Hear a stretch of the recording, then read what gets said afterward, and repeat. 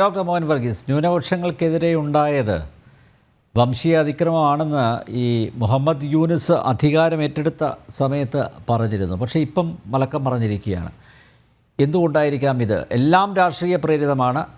ഈ പറയുന്നത് പോലെ വംശഹത്യ നടന്നിട്ടില്ല എന്ന് സ്ഥാപിക്കാൻ ശ്രമിക്കുന്നു. അതുകൊണ്ടാണ് ഞാൻ നേരത്തെ പറഞ്ഞത് അദ്ദേഹം ഒരു പാവയാണ്. അപ്പോൾ ജമാഅത്തെ ഇസ്ലാമിയുടെ കയ്യിലെ പാവയായിട്ടുള്ള മുഹമ്മദ് യൂനുസിന്, അല്ലെങ്കിൽ അദ്ദേഹത്തിൻ്റെ പോലീസിന്, അദ്ദേഹത്തിൻ്റെ ഏജൻസികൾക്ക്, അന്വേഷണ ഏജൻസികൾക്ക് അങ്ങനെയേ പറയാൻ പറ്റൂ. പക്ഷേ ഈ യാഥാർത്ഥ്യം തിരിച്ചറിഞ്ഞുകൊണ്ട് ഇനിയെങ്കിലും നമ്മുടെ സർക്കാരിൻ്റെ ഭാഗത്തു നിന്ന്, ഭാരതത്തിൻ്റെ ഭാഗത്തു നിന്ന് ഒരു ഇടപെടൽ ഉണ്ടാവേണ്ടതല്ലേ? നേരത്തെ താങ്കൾ വരുന്നതിന് മുമ്പ് അക്കാര്യമൊക്കെ ചർച്ച ചെയ്തു.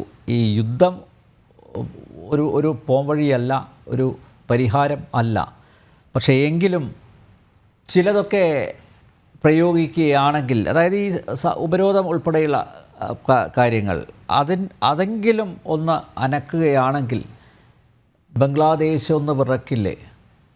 ബംഗ്ലാദേശിനെ വിറപ്പിക്കാൻ ശ്രീ അനിൽ, ഭാരതത്തിന് നിഷ്പ്രയാസം കഴിയും. പക്ഷേ അങ്ങനെ ചെയ്യാൻ സാധിക്കും. പക്ഷേ അത് ചെയ്യണമോ?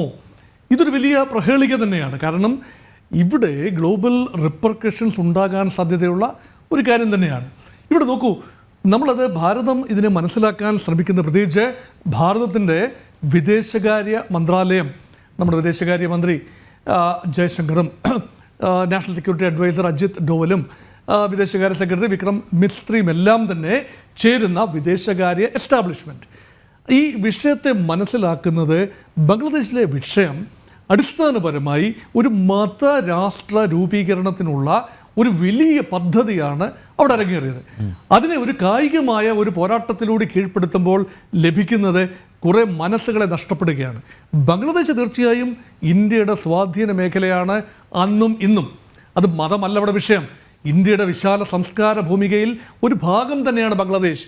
അവിടെ ഇപ്പോൾ നടക്കുന്ന ഏതെങ്കിലും ഒരു സൈനിക നടപടി അല്ലെങ്കിൽ കടുത്ത സാമ്പത്തിക ഉപരോധ നടപടിയിലൂടെ ബംഗ്ലാദേശിലെ മഹാഭൂരിപക്ഷം വരുന്ന ജനതയുടെ മനസ്സ് ഭാരതവിരുദ്ധമാക്കാൻ ഭാരതം താല്പര്യപ്പെടുന്നില്ല.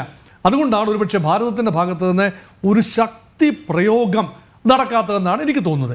ഇനി കുറച്ചുകൂടി ആഴത്തിൽ ഇതിനെ മനസ്സിലാക്കാൻ ശ്രമിക്കുക. എന്തുകൊണ്ടാണ് സംഭവിക്കുന്നത്? ഈ നമ്മുടെ ചർച്ചാ വിഷയമെന്ന് പറയുന്നത് ഇപ്പോൾ നിയമിച്ച കമ്മീഷൻ ഓഗസ്റ്റ് 2024 മുതൽ അവിടെ നടക്കുന്ന സംഭവങ്ങളെക്കുറിച്ച്, പ്രത്യേകിച്ചും ന്യൂനപക്ഷ പീഡനം എന്നാരോപിക്കപ്പെടുന്ന വിഷയത്തെക്കുറിച്ച് പഠിക്കാൻ നിയോഗിക്കപ്പെട്ട കമ്മിറ്റിയുടെ റിപ്പോർട്ട് വന്നിരിക്കുന്നു. ആ റിപ്പോർട്ട് പ്രതീക്ഷിക്കപ്പെട്ട കാര്യം തന്നെയാണ്. ആ റിപ്പോർട്ടിൽ വ്യക്തമായി പറയുന്നു, മഹാഭൂരിപക്ഷം 98% ആക്രമണങ്ങളും രാഷ്ട്രീയ പ്രേരിതമായ ആക്രമണങ്ങളാണ്. അതിനർത്ഥം ബംഗ്ലാദേശി അവാമി ലീഗിൻ്റെ പ്രവർത്തകരെ ബംഗ്ലാദേശി നാഷണൽ പാർട്ടിയുടെ പ്രവർത്തകർ ആക്രമിച്ചു. ആ നാഷണൽ പാർട്ടിയുടെ പ്രവർത്തകരോടൊപ്പം തന്നെ ബംഗ്ലാദേശിലെ ജമാഅത്തെ ഇസ്ലാമിയുടെ അംഗങ്ങളും ഉണ്ടായിരുന്നു. അത് സത്യം തന്നെയാണ്. പക്ഷേ ആക്രമണ വിധേയമായവർ ബംഗ്ലാദേശ് അവാമി ലീഗിൻ്റെ പ്രവർത്തകർ മാത്രമല്ല, അവർ ഇന്ത്യൻ വംശജരായ അവാമി ലീഗുമായി ചേർന്ന് നിൽക്കുന്ന പ്രവർത്തകരാണ്. അതുകൊണ്ടാണ് ഇന്ത്യൻ വംശജർ മാത്രമല്ല, ഹിന്ദു വിഭാഗത്തിൽപ്പെടുന്ന ബംഗ്ലാദേശികളായ ആളുകളാണ്. അത് ഒരു വംശഹത്യയാണ്. അതായത് ഇതെങ്ങനെ അതിനെ പൊസിഷൻ ചെയ്യും? ഒരു വംശഹത്യയെ എങ്ങനെയാണ് തുച്ഛീകരിച്ച് കേവലം ഒരു രാഷ്ട്രീയ പോരാട്ടമായി കാണുന്നത് എന്നതാണ്. ഇപ്പോൾ ഇവിടെ നോക്കൂ, ജമാഅത്തെ ഇസ്ലാമിയുടെ ദൗത്യം എന്താണ്? ഒരു രാജ്യത്തെ, അത് ബംഗ്ലാദേശ് ആയിക്കൊള്ളട്ടെ, ഏത് രാജ്യമായിക്കൊള്ളട്ടെ, മതരാഷ്ട്രമായി പരിവർത്തനം വരുത്തുക, അതിന് വിശാല അർത്ഥത്തിൽ മനസ്സുകളെ ഒരുക്കുക, ബംഗ്ലാദേശികളുടെ മനസ്സുകളെ ഒരുക്കുക. അതിന് 2 സ്ട്രാറ്റജിയാണ് ഉപയോഗിക്കുന്നത്. ഒന്ന്, ബംഗ്ലാദേശിലെ അവാമി ലീഗ് എന്ന് പറയുന്ന പാർട്ടി, അതായത് ഷെയ്ഖ് ഹസീനയുടെ പാർട്ടി, ഭാരതത്തിൻ്റെ ഒരു ബി ടീമാണ്, അല്ലെങ്കിൽ ഭാരതം ബംഗ്ലാദേശിൽ പ്ലാന്റ് ചെയ്ത ട്രോജൻ ഹോഴ്സാണ്. അതുകൊണ്ട് ആ പാർട്ടിയെ മുച്ചൂട് നശിപ്പിക്കണം. അവാമി ലീഗിനെ പൂർണ്ണമായി നശിപ്പിച്ചുകൊണ്ട് ഷെയ്ഖ് ഹസീനയുടെ ഫാമിലിയുടെ അവശേഷിച്ച മെമ്പേഴ്സിനെ കൂടി കശാപ്പ് ചെയ്തുകൊണ്ട് അവരെ സഹായിക്കുന്ന, ഭാരതത്തിൻ്റെ സഹായം ലഭിക്കുന്ന ഒരു വിഭാഗം ഇന്നും ബംഗ്ലാദേശിലുണ്ട്. അതിൽ നല്ല പങ്ക് ഹിന്ദുക്കളാണ്. അവർക്കെതിരെ കൂടി മഹാഭൂരിപക്ഷം വരുന്ന ഇസ്ലാമിക വിഭാഗത്തെ തിരിക്കുക. അപ്പോൾ കേവലം 8% മാത്രമുള്ള ഹിന്ദുക്കൾക്കെതിരെ മഹാഭൂരിപക്ഷം വരുന്ന ഇസ്ലാമിക മനസ്സുകളെ തിരിക്കുക എന്ന പ്രയോഗമാണ് അവിടെ നടക്കുന്നത്. അതിന് ഭാരതത്തിൻ്റെ ഭാഗത്തുനിന്ന് നടക്കുന്ന ഏത് ബലപ്രയോഗവും തീർച്ചയായും വളരെ വലിയ തോതിലുള്ള റിപ്പർക്കഷൻസ് ഉണ്ടാക്കും. റിപ്പർക്കഷൻസ് എന്നുള്ള കാര്യം ഞാൻ ആ വാക്ക് ഉപയോഗിച്ചതിൻ്റെ കാരണം മനസ്സുകളാണ് പ്രധാനം. ബംഗ്ലാദേശിലെ ശരാശരി ഒരു ബംഗ്ലാദേശി എന്ന് പറയുന്നത് ഇന്ത്യ വിരുദ്ധനല്ല. ആ ഇന്ത്യ വിരുദ്ധ വികാരം ചെറിയൊരു നമ്പർ ജമാഅത്തെ ഇസ്ലാമിക്കാരും അല്ലെങ്കിൽ ചില സ്ഥാപിത താല്പര്യക്കാരും അടിച്ചേൽപ്പിക്കുമ്പോൾ അതിന് ആക്കം കൂട്ടുന്ന രീതിയിൽ ഭാരതത്തിൻ്റെ ഭാഗത്തു നിന്ന് പ്രവർത്തനം ഉണ്ടാകുന്നത് ദൂരവ്യാപകമായ ഫലമുണ്ടാക്കും എന്നതുകൊണ്ടാണ് ഞാൻ ആ റിപ്പർക്കഷൻസ് എന്ന് പറഞ്ഞത്. ഇനി അതിന് അടുത്ത ഘട്ടത്തിലേക്ക് സാർ, ഞാൻ ഒരു കാര്യം ചോദിച്ചോട്ടെ, ഈ രക്തച്ചൊരിച്ചിൽ ഇല്ലാതെ എങ്ങനെ നമ്മുടെ സഹോദരന്മാരെയും സഹോദരിമാരെയും രക്ഷിക്കാനാവും? ഇതിന് ഇപ്പോൾ നയതന്ത്ര തലത്തിൽ ചർച്ചയൊക്കെ നടന്നു. ഈ മിസ്ത്രിയൊക്കെ അവിടെ പോയതല്ലേ അല്ലേ? വലിയ പ്രതീക്ഷ തന്നതാണ് അദ്ദേഹത്തിൻ്റെ സന്ദർശനം. പക്ഷേ അങ്ങോട്ട് പിന്നെ ഒരു ചലനവും ഉണ്ടായില്ല. ഇന്ത്യയുടെ ഈ ഒരു ഫേബിയൻ മെത്തേഡ് എന്നൊരു മെത്തേഡുണ്ട്. അത് ഉടനടി ഒരു സർജിക്കൽ സ്ട്രൈക്ക് എന്നതിൻ്റെ നേരെ ഓപ്പോസിറ്റാണ് wait for the right time to strike. ഈ സ്ട്രൈക്കിന് ഇപ്പോൾ ഓഗസ്റ്റിൽ തുടങ്ങിയതാണ്. പക്ഷേ അത് ശരിയാണ്, നമുക്ക് അക്ഷമ ഉണ്ടാകുന്നു. ഇന്ത്യയെ സംബന്ധിച്ചിടത്തോളം അക്ഷമരായി ഇരിക്കുകയാണ്. അത് മാത്രമല്ല നമുക്ക് താല്പര്യമുള്ള ആളുകൾ അതിർത്തിയുടെ അപ്പുറത്തുണ്ട്, അവർ പീഡനം അനുഭവിക്കുന്നു. പക്ഷേ ഒരു കാര്യം ഓർക്കണം, അവിടെ ഈ സൈനിക നടപടി കൊണ്ട് എന്താ സംഭവിക്കാൻ സാധ്യത? അത് നമ്മളൊരു പ്രായോഗിക ബുദ്ധിയോടെ ചിന്തിച്ച് നോക്കൂ. ഇന്ത്യ ഒരു സൈനിക നടപടിയിലേക്ക് എത്തിയാൽ 4000 കിലോമീറ്ററുള്ള ബോർഡർ, അതിൽ വളരെ ഫോറസ്റ്റ് ബോർഡേഴ്സാണ്. ഇന്ത്യൻ സൈന്യത്തിന് ഇരച്ചു കയറാവുന്ന നിലയിലാണ്. പ്രത്യേകിച്ചും ഡിസംബർ ജനുവരി മാസം അതിന് പറ്റിയ സമയവുമാണ്. ഒരു ഡ്രൈ വെതറാണ്, അവിടെ വലിയ മഴയുണ്ടാക്കുന്ന സമയമല്ല. ആ സമയത്തിൻ്റെ ആനുകൂല്യത്തിലാണ് പണ്ടും ആക്രമണം ഉണ്ടായിട്ടുള്ളത്. 71 യുദ്ധമൊക്കെ അങ്ങനെയാണ് ഉണ്ടായത്. അപ്പം ആ ഒരു സമയം വേണമെങ്കിൽ ഉപയോഗിക്കാം. പക്ഷേ അത് സൈനിക നടപടി ഇന്ത്യയുടെ അജണ്ടയിൽ ഉണ്ട് എന്ന് എനിക്ക് കരുതാൻ. സൈനിക നടപടി വേണ്ട, ഭാരതത്തെ ആശ്രയിക്കുന്ന വഴികളെല്ലാം അങ്ങ് അടക്കുക. ഇപ്പോൾ വെള്ളം, വൈദ്യുതി അല്ലേ, അതിലൊക്കെ ഒരു തീരുമാനം എടുക്കാൻ അത് ബുദ്ധിമുട്ടുന്നത് ബംഗ്ലാദേശിലെ ജനങ്ങളായിരിക്കും. മഹാഭൂരിപക്ഷം വരുന്ന ജനങ്ങളാണ്, സാധാരണ ബുദ്ധിമുട്ടാണ്. അതുകൊണ്ടാണ് ഇന്ത്യ ഇപ്പോൾ ഉത്തരത്തിലുള്ളത് എടുക്കുകയും വേണം, കക്ഷത്തിലുള്ളത് എന്ന നിലപാട് എടുത്തിട്ട് കാര്യമില്ലല്ലോ. നമ്മൾ അതൊക്കെ മേലെ ഒരു കാര്യം ചിന്തിക്കുന്നുണ്ട്. അതാണ് ഈ ബംഗ്ലാദേശിനും കിഴക്ക് സ്ഥിതി ചെയ്യുന്ന മ്യാൻമാറിലെ ഒരു പ്രത്യേക പ്രവിശ്യ അറാഖൻ പ്രൊവിൻസുകളിലെ അറാഖൻ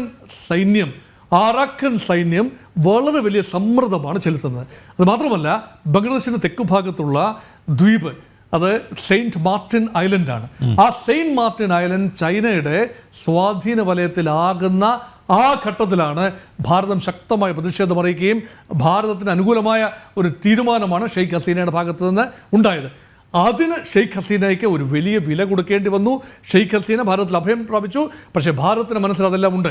അപ്പോൾ സെയിൻറ്റ് മാർട്ടിൻ ഐലൻഡിൽ പിടിമുറുക്കുകയും അറാഖൻ സൈന്യത്തിൻ്റെ സഹായത്തോടു കൂടി ബംഗ്ലാദേശിൻ്റെ കിഴക്കൻ മേഖല സെക്യൂർ ചെയ്യുക. അങ്ങനെ മച്ച് മെലോ ഡൗൺ ബംഗ്ലാദേശിനെ മാത്രമേ ഇന്ത്യക്ക് നേരിടാനാവൂ. കാരണം സൈനികമല്ല ഇവിടെ വിഷയം, ഇവിടെ സാമ്പത്തികമായ ഉപരോധമാണ്. ഇവിടെ അതായത് പഴശ്ശിയുടെ യുദ്ധങ്ങൾ ഇനി കാണാനിരിക്കുന്നതേ ഉള്ളൂ. ആ കാണാനിരിക്കുന്ന യുദ്ധത്തിൽ എൻ്റെ പേര് ഒളിപ്പോരാണ് എന്നൊക്കെ വടക്കൻ വീരഗാഥയിലൊക്കെ പഴശ്ശിരാജയിൽ പറയുന്നത് പോലെ ഇത് കാണാനിരിക്കുന്ന ഒരു പൂരമാണ്. യഥാർത്ഥത്തിൽ ബംഗ്ലാദേശിന് ചൈനയുമായി അതിർത്തിയില്ലല്ലോ. അതുകൊണ്ട് ബംഗ്ലാദേശിന് സപ്ലൈ വരണമെങ്കിൽ ഒന്നുകിൽ ഇന്ത്യയിൽ നിന്ന് വരണം, അല്ല എങ്കിൽ ബർമയിൽ നിന്ന് വരണം, അതുമല്ല എങ്കിൽ സമുദ്രമാർഗം വരണം. അപ്പോൾ ഇന്ത്യൻ നാവികസേനയുടെ ശക്തമായ കണ്ണുകൾ ആ ഭാഗത്തുണ്ട്. അതുണ്ടാകണമെങ്കിൽ ഒരു ബിൽഡപ്പ് ഉണ്ടാകണം. നോക്കൂ, കഴിഞ്ഞ ബംഗ്ലാദേശ് യുദ്ധത്തിൻ്റെ കാലത്ത്, 71 യുദ്ധത്തിൻ്റെ കാലത്തും തർക്കമുണ്ടായി. ഉടനടി ഇന്ത്യയുടെ സൈന്യം അങ്ങ് ഇരച്ചു കയറുകയല്ല ചെയ്തത്. ഏറ്റവും അനുകൂലമായ സമയം നോക്കി ആ സമയത്താണ് ഇന്ത്യ ഇടപെട്ടതെന്ന് ഓർക്കണം. അതുകൊണ്ട് ഇപ്പോൾ കളമൊരുക്കുന്ന ഒരു തിരക്കിലാണ്. അത് മാത്രമല്ല, ജനുവരി 20, 2025 ഒരു നിർണായക ദിവസമാണ്. അന്നാണ് അമേരിക്കയിൽ ഡൊണാൾഡ് ട്രംപ് അധികാരത്തിലേറുന്നത്. അപ്പോൾ ട്രംപ് വന്നങ്ങ് എല്ലാം പരിഹരിച്ചു, ട്രംപ് വന്നു, എല്ലാം ശരിയായി എന്നൊന്നും അല്ല പറയുന്നത്. പക്ഷേ ട്രംപിൻ്റെ ഒരു വാക്കുണ്ട്, ബംഗ്ലാദേശിലെ വംശഹത്യ ഞാനായിരുന്നു പ്രസിഡന്റ് കസേരയിലെങ്കിൽ ഒരിക്കലും സംഭവിക്കില്ല. അപ്പോൾ ട്രംപിന് ചില ഉദ്ദേശ ലക്ഷ്യങ്ങളുണ്ട്. India is watching situation very closely. ട്രംപുമായി ചേർന്നുകൊണ്ട് തീർച്ചയായും ഒരു പദ്ധതിയിലേക്ക് നീങ്ങാനുള്ള സാധ്യതയുണ്ട്. അതുമാത്രമല്ല, ക്വാഡ് ഉൾപ്പെടെയുള്ള സൈനികമെന്ന് പറയാനൊക്കത്തില്ല, നാവിക സഖ്യത്തിൻ്റെ സാന്നിധ്യം അവിടെയുണ്ട്. അതുകൊണ്ട് ചൈന അവിടെ പിടിമുറുക്കുന്ന അന്തരീക്ഷം എന്ത് വില കൊടുത്തും ഒഴിവാക്കേണ്ട കാര്യമുണ്ട്. ഇപ്പോൾ ഇന്ത്യ അതികഠിനമായ ഉപരോധത്തിലേക്ക് നീങ്ങുകയാണെങ്കിൽ ആ ഉപരോധം പൊളിക്കാനായി ചൈന ഏതറ്റം വരെ വേണമെങ്കിലും പോകും. അതുകൊണ്ടാണ് ഇന്ത്യയെ സംബന്ധിച്ചിടത്തോളം നമുക്ക് പറയാൻ എളുപ്പമാണ്, നമുക്ക് വാദിക്കാൻ എളുപ്പമാണ്, എന്തുകൊണ്ട് ആക്ഷൻ എടുത്തില്ല. പക്ഷേ യഥാർത്ഥത്തിൽ ഒരുപാട് പ്രായോഗികമായ ബുദ്ധിമുട്ടുകളുണ്ട് ഉടനടി ഒരു ആക്ഷൻ എടുക്കാൻ. എന്നാൽ അതേസമയം തന്നെ ഇൻ്റർനാഷണൽ കമ്മ്യൂണിറ്റിയുടെ മുമ്പിൽ ഇന്ത്യ വളരെ സമർത്ഥമായി ഈ വിഷയം, ഇപ്പോൾ ഇത് പബ്ലിക് സ്പേസിലെ ഒരു വിഷയമാണ്.